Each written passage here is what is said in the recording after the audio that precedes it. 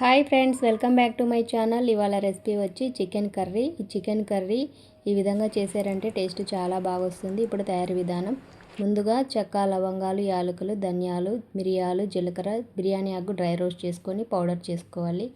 తర్వాత చికెన్ శుభ్రంగా కడిగి కొద్దిగా సాల్ట్, పసుపు, కొద్దిగా కరివేపాకు వేసి వాటర్ ఏం పోయకుండా స్టవ్ మీద పెట్టి ఉడికించుకోవాలి. ఈ విధంగా వాటర్ బయటకు వస్తుంది. ఈ వాటర్ అంతా ఇంకిపోయేంత వరకు ఉడికించి పక్కకు దించాలి.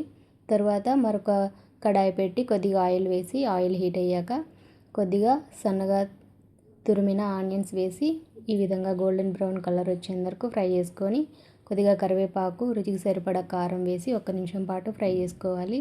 తర్వాత ఈ విధంగా ఫ్రై అయినాక ముందుగా ఉడికించిన చికెన్ పీసెస్ని ఇందులోకి యాడ్ చేసుకోవాలి. ఇదంతా ఒకసారి బాగా కలుపుకోవాలి. ఈ విధంగా కలుపుకున్న తర్వాత ఇప్పుడు ఇందులోకి కొద్దిగా అల్లం వెల్లుల్లి పేస్ట్ వేయాలి. ఇప్పుడు ఇదంతా ఒకసారి బాగా మళ్ళీ ఫ్రై చేసుకోవాలి. ఈ విధంగా ఫ్రై చేసుకున్న తర్వాత ఇప్పుడు ఇందులోకి కొద్దిగా వాటర్ యాడ్ చేసుకోవాలి. వాటర్ ఎక్కువ పోయొద్దు, ఎందుకంటే ఆల్రెడీ చికెన్ సగం ఉడికిపోయి ఉంటుంది. సాల్ట్ కూడా కొద్దిగా చూసుకొని వేసుకోవాలి. తర్వాత మూత పెట్టి ఉడికించాలి ఒక 10 నిమిషాల పాటు హై ఫ్లేమ్లో. ఇప్పుడు ఈ విధంగా కుక్ అయిన తర్వాత ఇందులోకి ముందుగా గ్రైండ్ చేసి పెట్టుకుని ఈ మసాలా పొడిని ఇందులోకి యాడ్ చేసుకోవాలి. ఇప్పుడు ఇదంతా ఒకసారి బాగా కలిపి లో ఫ్లేమ్లోనే ఒక 5 నిమిషాల పాటు మళ్ళీ ఉడికించుకోవాలి.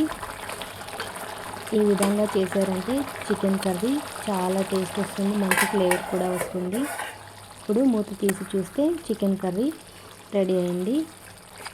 ఇప్పుడు స్టవ్ ఆఫ్ చేసే ముందు ఇందులోకి కొద్దిగా సన్నగా తురిమిన కొత్తిమీర వేసుకొని ఒకసారి కలుపుకొని స్టవ్ ఆఫ్ చేసుకోవాలి. ఇంతే అండి చికెన్ కర్రీ. మీరు కూడా ఈ విధంగా చేశారంటే ఫస్ట్ టైం అయినా చాలా బాగా వస్తుంది. అలాగే చికెన్ కూడా నీచు వాసన అనేది రాదు. ఈ విధంగా రాగి ముద్దలేకి, చపాతీలేకి, అలాగే జొన్న రొట్టె, బగారా రైస్లేకి చాలా బాగుంటుంది. నచ్చితే లైక్ చేయండి.